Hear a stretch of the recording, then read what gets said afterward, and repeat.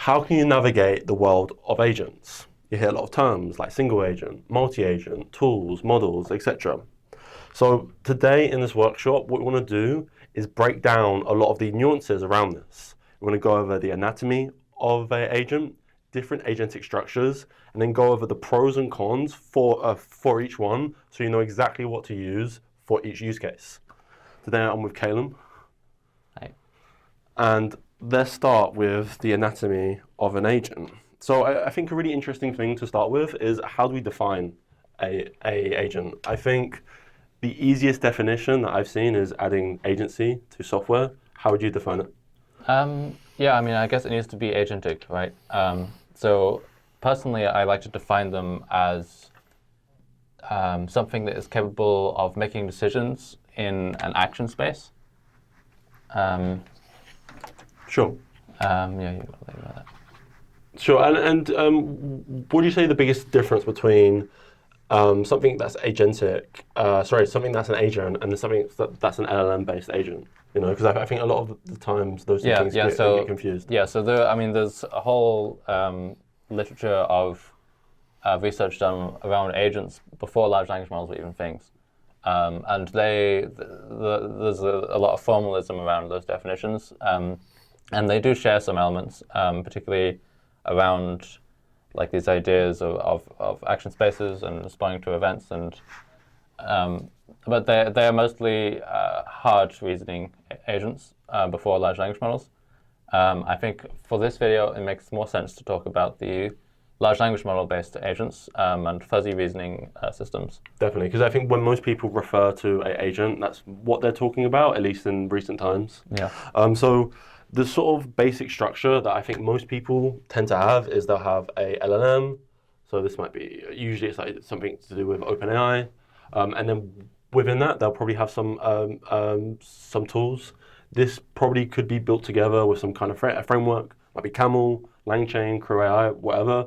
But the core principle really is framework, model, tools. Would you add anything else to that, Caleb? No, I think that's great. Yeah, if we want to go a little bit more advanced, there might be things like loaders, memory. You know, there are some things you can build on, but I think let's keep it simple. Yeah, I think those are higher levels of abstraction as well. Yeah. Cool. I think sort of going from the anatomy, let's talk about a few structures. So this right here, this is just a single agent. So it's just, okay, there's one input, there's one output. You can put things in, do it.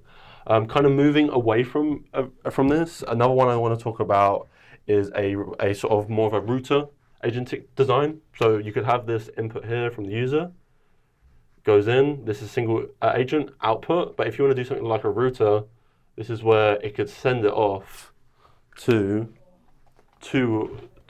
other agents dependent on the task. So this is one agentic design. It's kind of single agent based. To make it more multi-agent, which it is multi-agent now, there's another pattern. Commonly, people would just add tools which represent these agents, and then they get called like their tools. Sorry, go on, yeah. Yeah. No, definitely. And I think a more famous example of this router system on a bit of a high level is something like Workforce, if you're familiar from Camel. So there's usually one coordinator agent, and then there's sort of many different worker agents where, depending on the task, it can speak to different agents, right? And I think an even more complex implementation of this would probably be OWL. Would you say it works the same way? Does it have the worker agent structure with all the other agents, or? Yes. Yeah. Nice. So then going off that, the next agentic structure I want to talk about is role-playing. So this is something, again, from Camel AI. It's kind of a similar thing where you have one agent. This sort of plans things, but then instead of distributing it to just one other agent to complete the task, it's going to be distributed to two different agents, which then talk to each other. So they're going to role play a certain subject. So an example they have is to build a game. So the user asks, okay, how can you build a game? The planning agent would define some sort of inception prompt. This would go to the role playing. One would act as a user, one would act as an assistant, and they'll go back and forth until they actually complete the task. Kind of going away from these single agent kind of designs, there's one I want to talk about, which I think is probably the most common one that's used, and this is a workflow structure. So this is kind of the same as the single agent, but instead of just being one agent, one output, it's usually you have different agents doing different tasks that sort of go in like a flow. So like an example that I've used for this is web scraping. So when I built a web scraper on NAA kind of thing, where you have one agent that does one thing, one agent that does another thing, one agent that does another thing.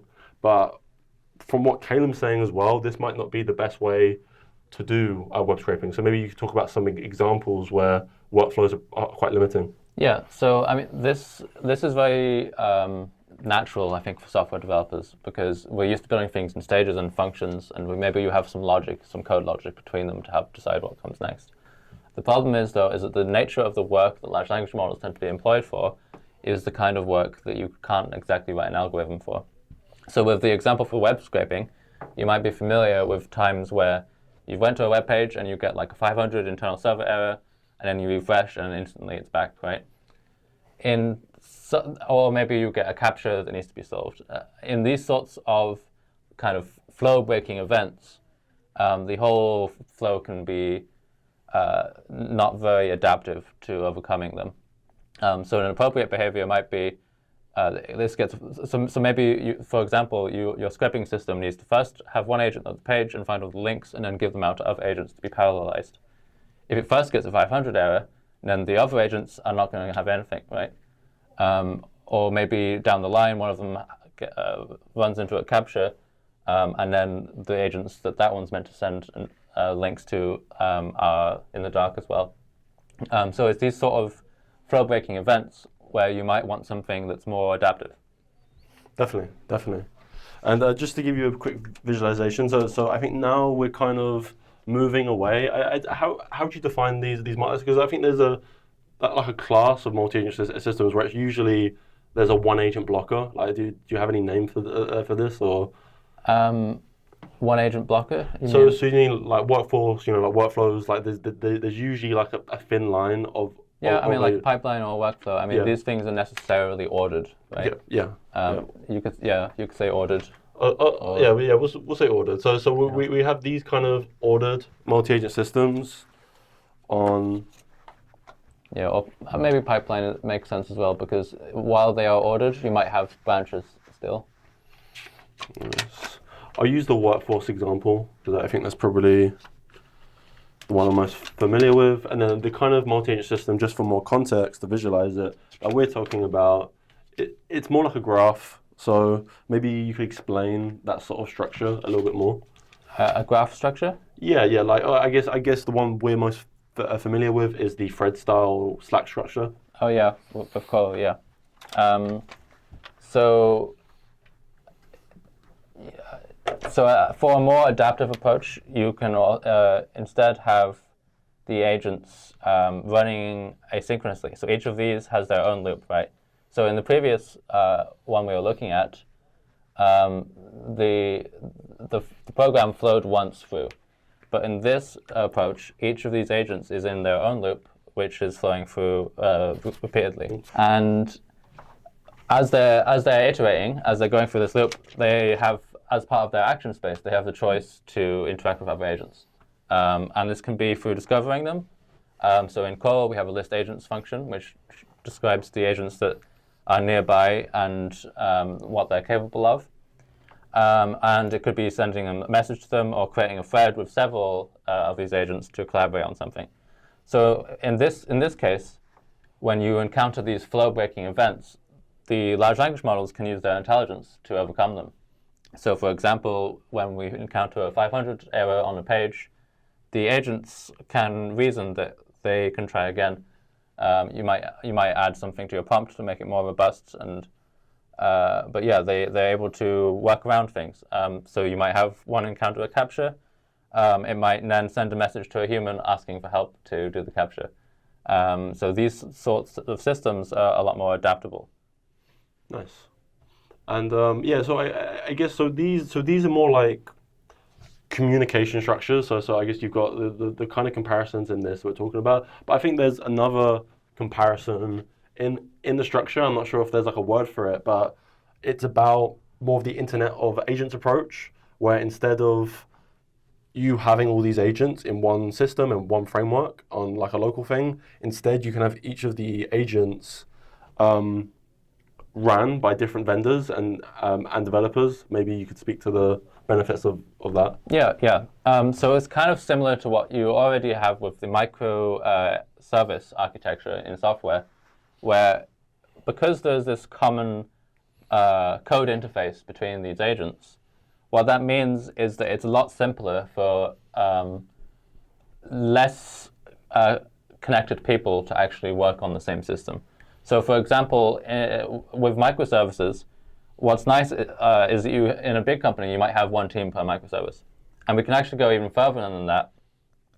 If it's well defined enough, like with the HTTP API, then you have this ability to have completely different companies working on agents and then sharing their capabilities.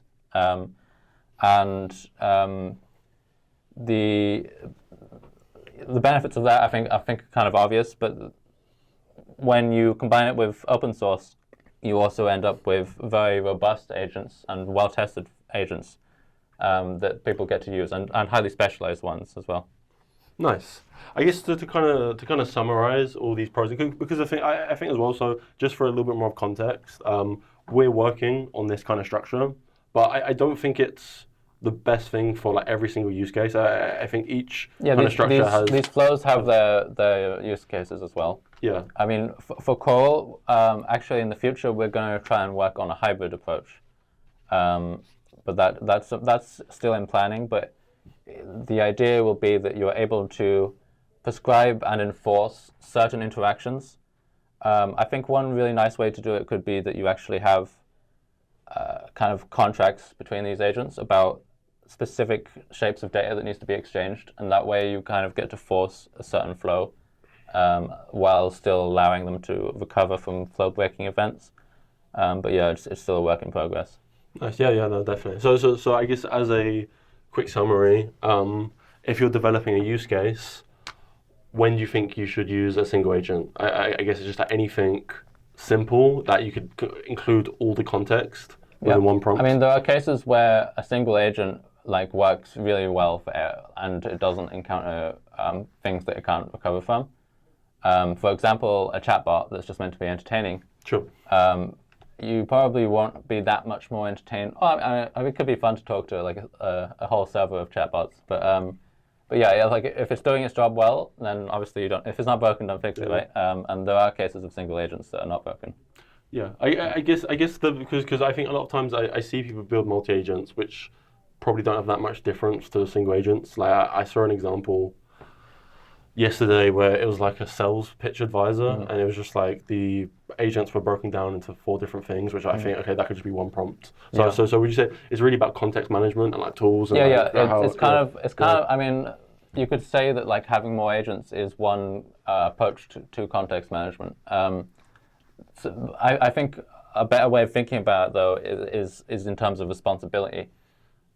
So if all of the agents in your multi-agent system have exactly the same responsibility, then you don't really benefit much. So what you need to do is you need to make sure that they have separate responsibilities that are small enough for them to handle. If they're too big, you break them down into more agents. And those responsibilities can include just a separate part of the task or a separate nature of work that they need to do. Nice. Yeah. So I think just as the last thing we want to go, so like, what do you think's when do you think you should use these like linear workflowy stuff versus this graph approach? If you know that there are not going to be flow-breaking events, so actually, I mean, either you're trying to come up with an example of a case where there wouldn't be flow-breaking events, and you came up with web scraping, and then I named some examples. So it's actually quite hard to know in advance whether there will be, but sometimes there's not. But the nature of these systems, it does tend to be that the unexpected flow-breaking events, but conceivably there are sometimes not as well, and then these can be quite appropriate for that. I guess the sort of famous example we say is like these systems can only scale to as much as this one agent can handle responsibility-wise. But if you have it as a graph and all the responsibilities are split pretty well, in theory you can scale it out as big as possible. So that's another weakness of this approach, really. But yeah. Yeah, but I think that was a quick overview. I think I just want to end it on a bit of a talk about Coral and like how you can build on it. So the basic idea is you can take any agent from any framework, language, or vendor, and you can put them in this sort of graph-like approach where you can have them collaborate to be put in software. Kelim, is there anything else you want to add, like how to get started and where's the best ways to look at it? Yeah, so I think the best way to get started is probably just to go look at our guidelines and find an example you think is most interesting, get it running locally, and then probably just to go and play with it. Like you can edit the agents. In our examples, we show how to run them from source code. In a production setup, obviously things don't tend to run from source code directly.